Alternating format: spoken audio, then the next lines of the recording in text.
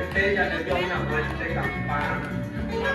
¿Quién se iba a imaginar que a mi caballito algo malo le aguardaba para quitarle la vida dejando mi alma enlutada? Partí enseguida al conocer la noticia, viendo la caballeriza un poquito solitaria. Llegué al lugar donde estaba mi caballo, vi los impactos de un rayo en medio de 4 palmas. Más a la orilla del río, como otras bestias saltaba la popa y nadando, fuerte y relinchando bastante desesperada.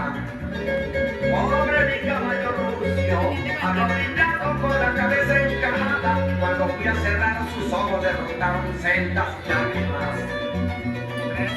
3, 2, 1. Ajá. Vamos. Dale. De una. Eliminamos a uno.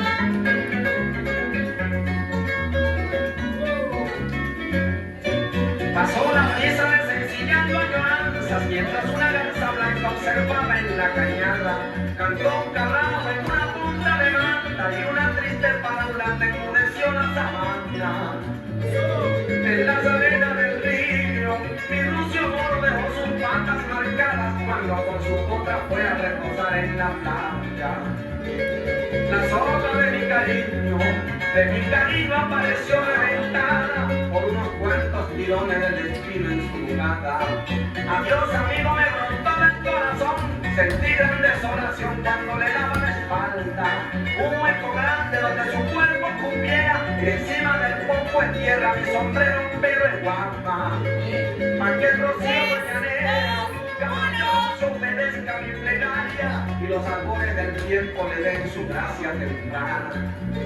Que le traigan serenata los pajaritos que vienen de la montaña para que su negra senda se le convierta en hazaña.